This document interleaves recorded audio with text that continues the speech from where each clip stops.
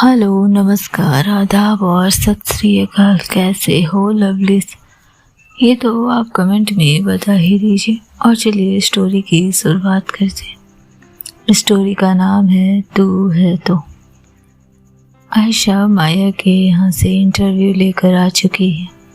Interview submit कर दिया गया है, लेकिन आयशा अब भी उन जगहों को अपने दिमाग से निकाल नहीं पा रही। अब आगे। इधर दूसरी तरफ सुबह से रात तक का समय बीत चुका था। अपने शब्दों के बलबूते सबसे मजबूत खड़ी रहने वाली माया जैसे किसी एक जगह पर ठहर गई थी। और शब्द जब किसी एक जगह पर ठहर जाते हैं, वो घुटने लगते हैं, वो फड़फड़ाने लगते हैं। कुछ ऐसा ही हाल था माया का। माया जो भूलना चाहती थी पर भूल नहीं पा रही थी। कुछ यादें लौटती नहीं है, वो वहीं रुकी रहती है। कुछ ऐसा ही माया सहगल के साथ हो रहा था। वो माया सहगल जिसने अपने उम्र के जाने कितने वसंत अपने आप को इन भावों से अलग करने में लगाए थे, आज एक भाव के अंदर उलझी पड़ी थी। रात अपनी सबसे गहरी सांसें ले रही थी। कमरे में घड़ी की टिक टिक अब किसी और युग की आवाज लगती थी, जैसे किसी पुराने जीवन की, जो अब माया से कट चुका था, फिर भी हर रात उसे अपने पास खींच लाता। माया खिड़की के पास बैठी थी। सामने का समय जैसे अंधेरे में गुम था, पर उसकी लहरें अब भी जिंदगी की तरह लौट रही थी। हर बार हर नए चोट के साथ किसी किनारे से टकराते हुए उसने एक बार फिर वही किताब उठाई, जो जाने कितने घंटों से आधी छूटी हुई थी। पन्ने पलटे पर एक सूखा गुलाब पन्ने से गिर पड़ा। माया कुछ देर उसे देखती रही। गुलाब सूखा था, पर उसकी महक अभी भी जैसे किसी ऐसे शख्स की थी जो आज ही उस घर से विदा हुआ था। उस सूखे गुलाब की चमक उस शख्स के आंखों जैसी थी, जो जाने कितनी रंगीनियत लेकर इस घर में आया था, और इस घर में आते ही रौनक फैला दी थी उन आंखों ने। लेकिन आज एक बार फिर से ये घर वीरान पड़ा था। माया का खुद से ही सवाल हुआ, क्यों मैं उसे हर छोटी चीज में ढूंढ रही हूँ? चाय के कप से उठती भाप हो, या टेबल पर किसी और की छोड़ी मुस्कान, या फिर किसी दूसरे कमरे में कोई ठहाका। उसका मन वही ढूंढता जो उसने कभी कहा भी नहीं। वो जानती थी कि मन जिस और दौड़ पड़ा है, उसे पाना नामुमकिन है। वो जानती थी कि उम्र के फासलों के अलावा भी कुछ फासले होते हैं, भावों के फासले, शब्दों के फासले, कुछ फासले जो कहे नहीं जाते, और कुछ फासले जो समझ कर लिए जाते हैं, कुछ फासले जहाँ इकरार शामिल होता है, और कुछ फासले जो इकरार को इनकार कर देता है। उसने आंखें बंद कर ली थी। ये नाम अब कोई शब्द नहीं रहा था, आयशा। ये नाम जैसे एक धीमा जहर बन गया था, जो सांसों में घुला हुआ था, जिससे बचने की कोई दवा नहीं थी, और जिसे अंदर ही समेटे रखना था। आखिर वो कौन थी मेरे लिए? एक पत्रकार, एक अजनबी जो आकर चला गया, या कोई जिसने उसके भीतर की सबसे गहराई को छुआ, बिना दरवाजा खटखटाए, बिना कोशिश किए। सिर्फ एक सवाल पर अचानक से वो माया के हर जज्बात निकाल लेती थी। आखिर क्या था उसके उन सवालों में? क्या था सवाल पूछने के अंदाज में, कि शब्दों से लदी माया भी खुद को शब्दों में छिपा नहीं पाई उसके आगे। तुमने मुझसे कब कहा आयशा? जब मैं सबसे ज्यादा खुद से दूर थी तुम तभी क्यों आई? आया का हाथ अब भी उस गुलाब पर था। उसे याद आया उस शाम का एक टुकड़ा जब आयशा ने उसका चेहरा देखा था मोमबत्ती की रोशनी में, और कुछ नहीं कहा था, सिर्फ उसकी आंखों को थामे रखा था। माया ने देखा था पलकों की ओर से। जाने कितनी देर तक आयशा निहारती रही थी उसे। क्या वाकई वो सच था आयशा? क्या वाकई मेरी आंखें मुझसे धोखा नहीं कर रही थी, या वो सिर्फ मेरे टूटने को महसूस करने आई थी? या मैं टूट ही इसलिए गई ताकि वो मुझे पकड़ सके? और फिर मन के भीतर एक आवाज उठी, तुम क्यों याद कर रही हो उसे माया? वो नहीं लौटने वाली। काम खत्म हो चुका है, जा चुकी है वो, और तुम्हें भी अपने जीवन में लौटना होगा, निरंतरता को अपनाना होगा, कंटिन्यूटी से जीवन जीना होगा, वो जीवन जिसका चुनाव तुमने किया है। माया ने अपने मन में उठे इस सवाल के दिमाग से दिए जवाब पर हैरत नहीं जताई थी, क्योंकि प्रेम से पहले वो जो महसूस करती थी वो डर ही तो था, वो जिंदगी ही तो थी, वो समर्पण ही तो था। डर इस बात का कि जो गया है वो फिर ना लौटे, और जो लौटे वो अब वैसा ना रहे। कभी किसी के साथ इतनी नज़दीकी बन जाए कि उसकी परछाई भी अपने जैसी लगे, और उसके जाने के बाद उसका चेहरा भी अजनबी हो जाए। माया इस उधेड़ बुन में थी। ये एहसास नए नहीं थे, लेकिन ये एहसास इतने पुराने भी नहीं थे जैसे माया का हृदय चाह कर भी कहीं दफन कर दे।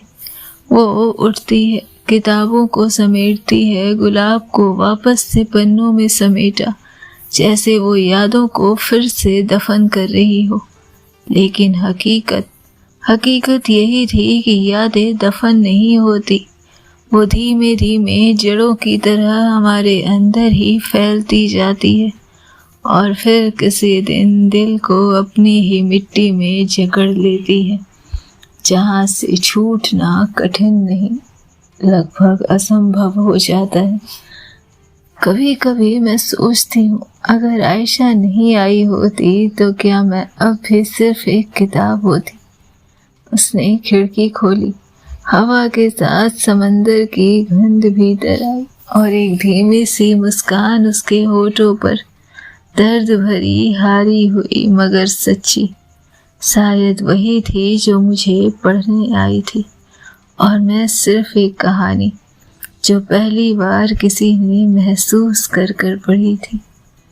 माया जैसे शब्दों की ढाल बना रही थी, शब्दों से बचाव कर रही थी, लेकिन शब्दों का बचाव इतना आसान भी नहीं था। रात अपनी नीली चादर फैला चुकी थी, दूर किसी गली में कुत्ते भौंक रहे थे, पर माया के कमरे में गूंगी सी खामोशी पसरी थी। आधी रात के बाद वाली शांति, जिसमें न नींद होती है और न ही बेचैनी, बस एक सूनी उपस्थिति होती है किसी की, जिसका नाम नहीं लिया जा सकता, जिसे पुकारा नहीं जा सकता। उसने अपना मोबाइल उठाया, स्क्रीन पर वो नाम चमक उठा जिसे माया अब तक हर दिन किसी न किसी तरह सोचती रही थी। आयशा कॉलिंग। माया ने एक पल ठहर कर खुद को दिलासा दिलाने की कोशिश की। गहरी सांस लेते हुए कॉल उठाया। हेलो। उसके सुर में अब भी वही ठहराव था, जैसे समंदर के किनारे रखी कोई पुरानी नाव, हिलती तो है पर डूबती नहीं है। कल आयशा की आवाज आई, धीमी साफ, लेकिन भीतर कोई छिपी सी हलचल लिए। कल आपका इंटरव्यू पब्लिश होगा।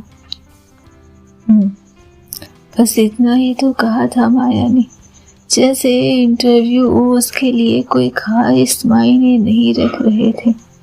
वो आवाज़ ज़रूर रख रही थी जो दूसरी तरफ फ़ोन पर थी, जैसे यूं ही एक तस्कीद नहीं, एक मौन सहमति हो कि हाँ, हम यहाँ तक आ पहुँचे हैं जहाँ अब कहने को कुछ बचा ही नहीं। फ़ोन पर चुप्पी पसरी रही, कोई बैकग्राउंड म्यूजिक नहीं, कोई अतिरिक्त औपचारिकता नहीं, बस सांसों की आवाज़ और दो दिलों के बीच एक अदृश्य धड़कन। आप कुछ पूछना चाहेंगे? आयशा ने जैसे बात शुरू करने की कोशिश की थी, और माया ने बस इतना ही कहा, तुम बताओ, कुछ पूछना चाहोगी? माया की आवाज अब मुलायम हो चली थी। मेरा इंटरव्यू खत्म हो चुका है मैडम। अच्छा, तो फिर मेरा शुरू होने वाला है तुम्हारे साथ इंटरव्यू। आप चाहे तो मेरे बारे में जान सकती हैं, और अगर मैं कहूँ कि मैं तुम्हारे बारे में नहीं जानना चाहती तो?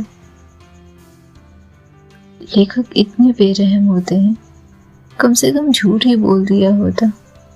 मतलब तुम चाहती हो कि मैं तुम्हारे बारे में जानूं आयशा, और फोन कॉल की तरह। लेकिन आयशा ने अपनी दिलों की धड़कन को महसूस किया था। ये पहले जैसी तो नहीं थी, बावली हो गई थी इस शब्द पे। और जानती थी माया, इस चुप्पी का असर आयशा पर जानती थी माया। फिर वो पूछती, कैसी हो तुम आयशा? पहली बार कोई पत्रकार इंटरव्यू के आखिरी दिन नहीं पूछ रहा था, बल्कि एक लेखिका उससे पूछ रही थी कि तुम कैसी हो। ठीक हूँ बोलूँगी तो सच मानोगी आप? मानने को तो हम कुछ भी मान सकते हैं ना आयशा, पर सही जवाब क्या है वो मैटर करता है। आयशा ने फिर से कुछ कहने की कोशिश की, जैसे कोई गीली जमी जहाँ कभी फूल खिला करते थे वहाँ अब बस मिट्टी उकेरी गई हो। अजीब है ना, कभी किसी से बातें करते हुए ऐसा लगता है जैसे वो तुम्हें सुन नहीं रहा बल्कि महसूस कर रहा है। माया चुप रही। क्या आपको भी ऐसा लगता है कभी? आयशा की आवाज अब बेहद नरम थी, जैसे बस फुसफुसा रही हूँ। माया ने इतना ही कहा, हाँ, कुछ लोग शब्दों से ज्यादा खामोशियों में सुनते हैं, और कुछ लोग बस। आयशा की आवाज रुक गई। बस एक आवाज में ही अपना घर ढूंढ लेते हैं, है ना माया? तुम्हें अपना घर मिला आज तक? पता नहीं, उलझन में हूँ कि जो घर मिला है वो मेरा है भी या नहीं। और अगर उलझन है तो फिर वो घर तुम्हारा कैसे हुआ आयशा? माया के शब्द यूं तो निष्ठुर थे, लेकिन सच्चाई से भरे हुए थे। आप इतने कठिन सवाल को इतनी आसानी से हल कैसे कर लेती? क्योंकि शायद कठिन सवाल हमारे अंदर के सबसे सरल जवाब में ही छिपे होते। हम उन सवालों को पूछ पूछ कर इतना कठिन बनाते, वरना जवाब का तो एक ही असर, हाँ या ना, सही या गलत। बीच के रास्ते तो सवालों ने तैयार किए हैं आयशा। और तभी पीछे से कोई मीठी आवाज माया के कमरे में गूंजी, खाना खा लीजिए जाने मन, ठंडा हो रहा है। अवनी जैसे इन दोनों की बातों को सुन चुकी थी, और वो माया से खाना खाने के लिए कह रही थी। वो आवाज गूंजती नहीं है, बल्कि सीधे आयशा की हड्डियों में उतर गई थी। फोन की दूसरी तरफ एक पल की चुप्पी सधी, जैसे किसी ने सांस रोक ली हो। आयशा कुछ नहीं कही और बस फोन को देखा। कुछ पल माया की खामोशी को सुना उसने, और फिर अचानक कॉल डिस्कनेक्ट। माया ने स्क्रीन को देखा। Call ended. उसने फोन धीरे से टेबल पर रखा। आवाज पीछे अब भी गूंज रही थी। अवनी कुछ कह रही थी, शायद मजाक कर रही थी या फिर हंस रही थी, लेकिन माया के भीतर वो शब्द पहुंच ही नहीं रहे थे। माया अब कुछ नहीं सुन रही थी। वो सिर्फ एक कटे हुए कॉल की उस साइलेंस में उलझी थी, जो बहुत कुछ कह रही थी, जो बता रही थी माया को, यूं ही नहीं इश्क बदनाम है ऐसे, महबूब जब तरसे तो आपको भी तरसाए। आयशा ने अपना फोन जोर से तकिए पर फेंक दिया। खिड़की के बाहर चांद था, पर वो भी जैसे माया का ही कोई अक्ष हो, उजला लेकिन किसी और की छत पर। उसने तकिए में मुंह छिपा लिया।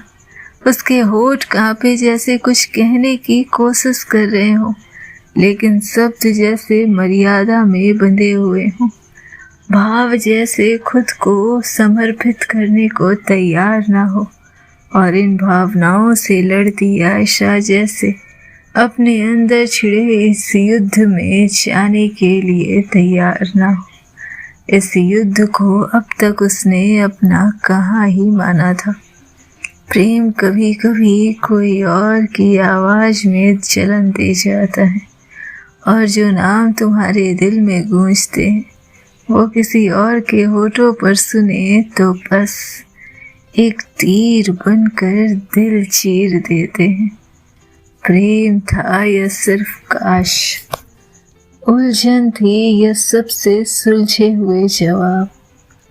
आयशा तप रही थी, आयशा रो रही थी, आयशा तड़प रही थी, और ये तड़प बता रही थी कि इजहार ना होना, प्रेम को समर्पण ना देना हल तो नहीं हो सकता था। रात अपनी आखिरी सांसें ले रही थी। सूरज अब भी उगने से मुंह मोड़े बैठा था, और शहर अपने गीले थके हुए सपनों में डूबा हुआ था। आयशा की आंखों में नींद ही नहीं थी। बस कुछ सवाल थे जो रात भर उसके बिस्तर पर उसके साथ करवटें बदलते रहे थे। फोन अब भी टेबल पर उल्टा रखा था, पर उसके अंदर एक आवाज सीधे उसके दिल में गूंज रही थी। खाना खा लो जाने मन। इतना सरल, इतना सहज, और फिर भी इतना चुभता हुआ। उसने खुद से पूछा, क्या मैं उससे प्यार करने लगी? फिर खुद को ही जवाब दिया, या शायद बस वो मेरे अकेलेपन की सबसे सुंदर तफसील बन गई है। लेकिन जवाब कोई ठोस नहीं था। जवाब सिर्फ संवेदनाएं थी, जो आज वेदना के रूप में आयशा के अंदर टूट रही थी, उसे मरोड़ रही थी, उसे युद्ध क्षेत्र में उतरने की हिदायत दे रही थी। आयशा की डायरी आज फिर से खुली। उसने अपने कांपते हाथों से कुछ लिखा, बस इतना। उसने कुछ नहीं किया था, बस थोड़ी देर मेरे साथ बैठी थी। फिर भी लगता है जैसे मेरे भीतर सब कुछ बदल गया हो। इस सवाल में कोई जवाब नहीं था कि क्या ये प्रेम था, बल्कि एक और सवाल छुपा था, यह सिर्फ एक काश वो उस रात नहीं हंसी होती किसी और की आवाज पर। काश उसने उस कॉल को समझा होता। काश वो जान पाती कि उस तरह एक दिल था जो सिर्फ सुनना नहीं चाहता था, बल्कि चुना जाना चाहता था। काश की अवनी की आंखों में माया इतनी सहजता नहीं रखती। काश की जिस तरह अवनी को आलिंगन दिया था उसने, अवनी की जगह आयशा होती। जाने कितने काशों को पाले बैठी थी आयशा, और इन काशों में उलझे उसके काश किसी प्रेम की परिभाषा से अपूर्ण थे। अभी तक ना समझी थी उसके अंदर, या फिर प्रेम जैसे इतनी आसानी से खुद को सराहने वाला नहीं था। एक तरफ पत्रकार वाले तर्क, तुमने सिर्फ एक स्टोरी की तलाश में कदम बढ़ाया था, हो सकता है ये बस आकर्षण हो। दूसरी तरफ वो छोटी छोटी चीजें, माया की खामोशियां, उसकी हथेली की गर्माहट, उसकी चुप आंखों में लिखी हुई उदासी जो आयशा को खींचती थी बिना किसी वाजिब कारण के। वो उठती है, खिड़की खोलती है, ठंडी हवा ने उसके बालों को चेहरे पर बिखेर दिया, लेकिन अंदर जो सांस अकड़ रही थी वो अब भी सुलझ नहीं रही थी। उसे याद आता है एक दिन माया ने कहा था, कुछ बातें शब्दों से नहीं आंखों से समझनी चाहिए आयशा। और अब आज जब आंखों में देखने का वक्त आया तो वो आंखें किसी और की हंसी में भीग रही थी। तो उसके दिल ने फिर से पूछा, क्या ये प्रेम है आयशा? और फिर खुद को ही उसने जवाब दिया, नहीं पता, पर अगर ये प्रेम नहीं है तो फिर क्यों उसकी हंसी मेरे भीतर ऐसे गूंजती है जैसे किसी मंदिर में घंटा। डायरी के अगले पन्ने पर लिखा गया, वो जब भी मेरी ओर देखती थी मुझे लगता था मैं खुद को पहली बार देख रही हूँ। और फिर एक लंबा मौन, वो मौन जिसमें प्रेम था पर इजहार नहीं, वो मौन था जिसमें काश भी था पर साहस नहीं। काश मैंने पहले जान लिया होता, आयशा ने फिर खुद से शिकायत की थी। पूजा ने उसे कहा तो था, चेतावनी तो दी थी उसे, पर वो समझ नहीं पाई थी इस इंटेंसिटी को। वो समझ नहीं पाई थी प्रेम के उड़ते रंग को, जो जाने किस दिशा में उड़ता हुआ आप तक पहुंचे और आपकी चुनरी को सफेद से रंग बिरंगा कर दे। क्या होना था आगे जानने के लिए सुनते रहे नेक्स्ट एपिसोड। तब तक खुश रहे, स्वस्थ रहे, मस्त रहे, बिंदास रहो यार।